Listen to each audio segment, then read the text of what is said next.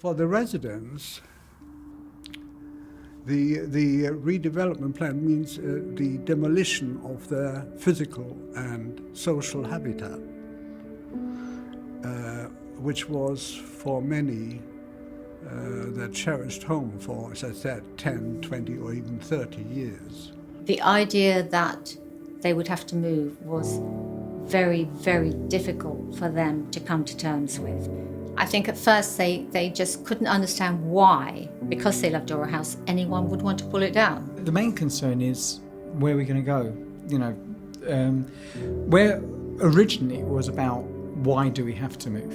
I think that those questions were answered pretty quickly, and it's understood why they have to move. They understand the idea that it's not that there is. We've tried every other option, and this is the best way, and with the least disruption. If they actually move temporarily, let's get the building built, and then everyone will come back to a lovely new building. When we told them, I felt very strongly that we needed to have the plan in place, because that's what they'd want to know. They'd want to know the detail.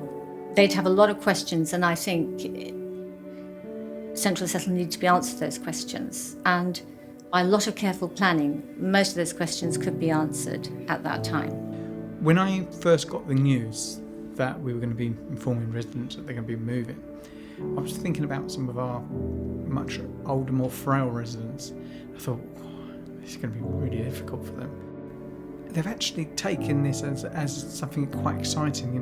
This is good. We're going to get involved in building up new Dora.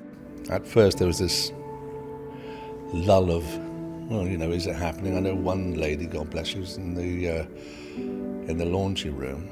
She said, it's not too late for them to change their minds, is it? They can. I thought, what can I say?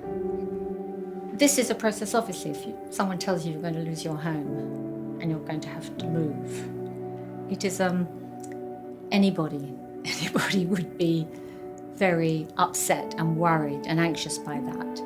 But if residents understand what is going to happen, understand the time scale, understand the support they can have, understand what is possible and not possible, then it becomes much easier for them and they regain some control over their lives. Because it's horrible, isn't it, if you think about it? If you live somewhere for a long time and suddenly we come along, in our suits and our briefcases and say, well, actually, you're going to have to move because we're going to knock this building down. It's terrible, really, isn't it? I mean, with all the best interest and reason for doing it, it must be so traumatic. My dad's 90 and, they want to paint his flat, his bungalow, and he said, no, I'm not going to let them do it. It'll be too much upheaval. And that's just painting, not moving and all that comes with that. So I can understand how people must feel terribly frightened about it, really.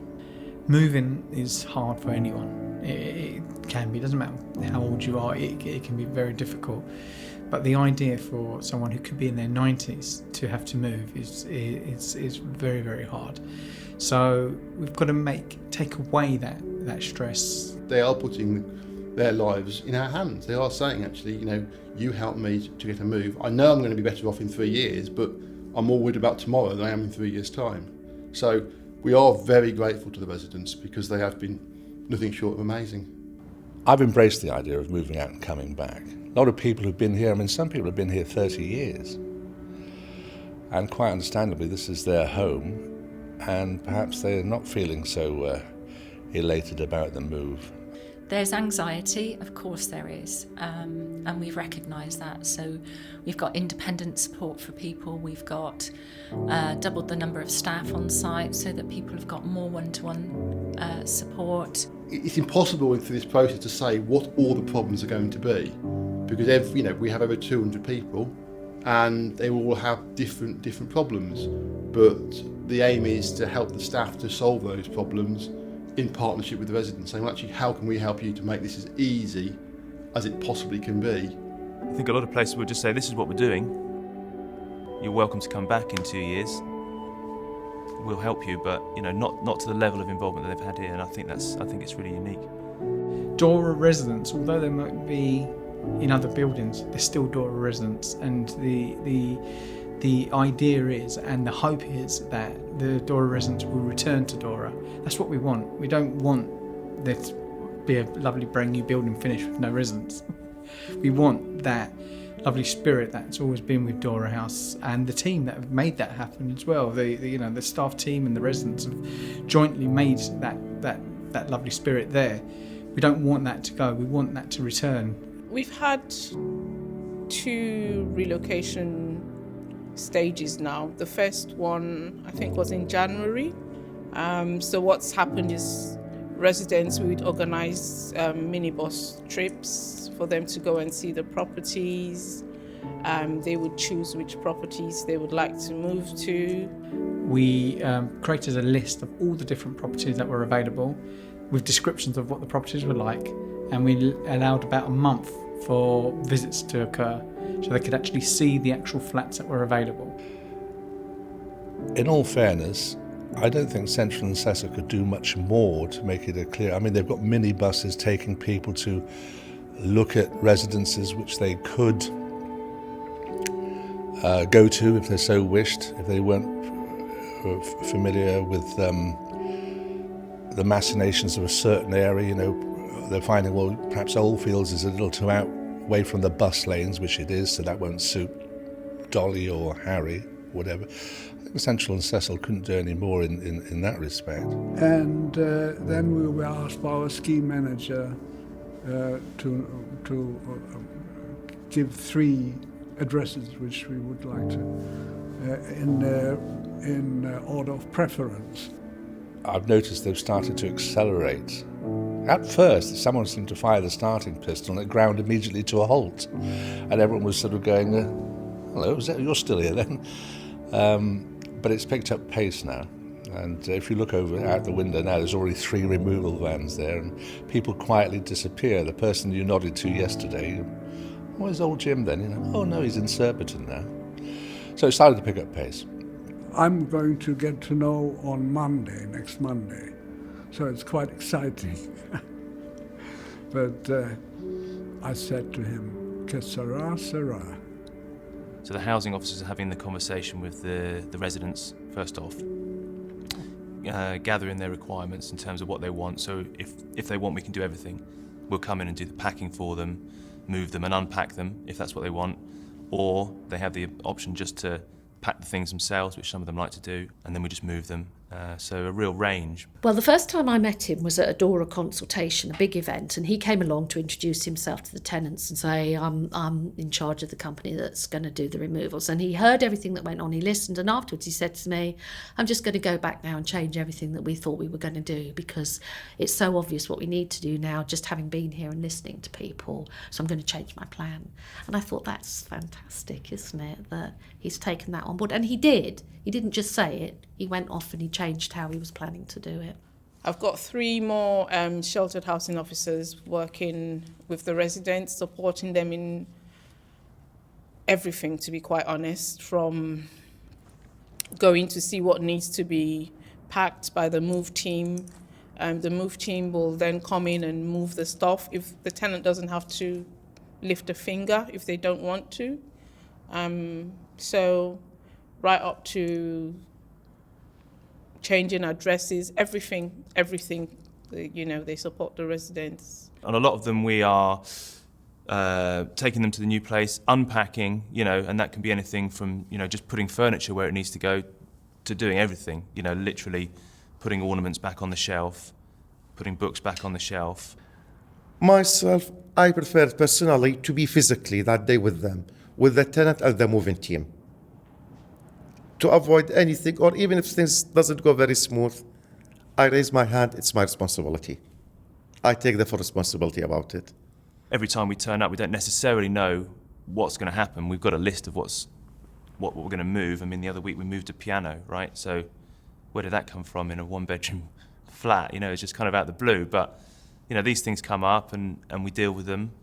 So we don't necessarily know what we're going to expect day to day. But, we've just approached it with the attitude, we're here for the residents and whatever they need. We've been putting up shelves and taking things down here and meeting them over at their new place, and over a period of 2 or 3 days we've Been trying to get all their pictures up and resolve any little problems they have. We've never done this before. No, we've never done this before. And like I said before, the level of involvement that C&C have provided is, to my mind, it's beyond what I've seen anywhere else, really. You know, a lot of places they might have something similar, but they'll just leave it to the residents to sort out. You know, we do a lot of that kind of thing, but the level of care and consultation here is phenomenal. I've never seen anything on this kind of scale. The fellow I've got is called Apollo. We brought him in, and he's very good, and he's been going off. You know, I'll say to him, "Can you go to flat whatever Ada Court or wherever?" And he'll go off on his bike and with a drill, and he'll do it. Say, for example, yesterday I was helping a tenant physically and unpacking things. I don't mind it. I am happy because I can see this making big difference. When she see the staff of Dora House involved physically unpacking stuff, fixing the bed for her, I'm proud about it. Rather than actually just sitting back and not engaging with us, every resident has been engaged. Every resident wants to get the move done as quickly as possible. No one wants to wait to the end. It's I'm ready to move now. Let's get it done. So it's been really positive from residents. There's still a few people that pop in here, the ones that pop in the morning and say like they're still here. But when they go, it will seem strange. I'm 100% behind this. You can see how good it's going to be at the end. That's why. If I had any doubts, I wouldn't be so involved.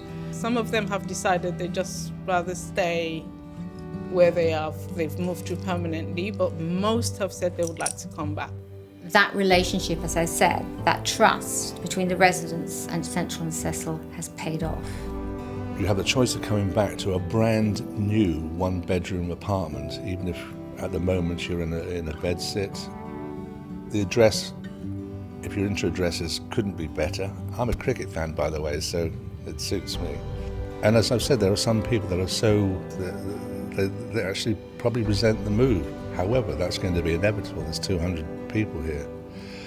And conversely, they'll be in a new place thinking, wish I'd have moved sooner, which has happened to a friend of mine who's, in fact, he's gone to Surbiton, and he said, I'll never come back. No. And he had to be dragged there screaming. You know who you are, Keith, don't you? So I remember once speaking to one of the daughters of a resident, and she's in the mother is in her 90s, in her mid-90s. And I remember the daughter saying, look, my mum wants to move here, and she's saying she wants to come back, but the likelihood is that I think where she's going to move to is probably going to be her last move. And I remember the mum saying, maybe for you, love, but I'm coming back. So she's really enjoyed this. This is what she wants. It's given her a new lease of life. The idea of, I've got something to look forward to now. I'm going to move back to the new Dora in my new flat. And there is a lovely feeling at Dora House. Clearly, that sense of community has been built up over many, many years. So I think a high proportion of residents are going to want to come back to Dora House. My expectation is they will have the fortune, that they will be fortunate enough to stick to their time plan and without major difficulties. And another expectation may be that those residents that lived here and moved into the new Dora House will be equally happy as they were here.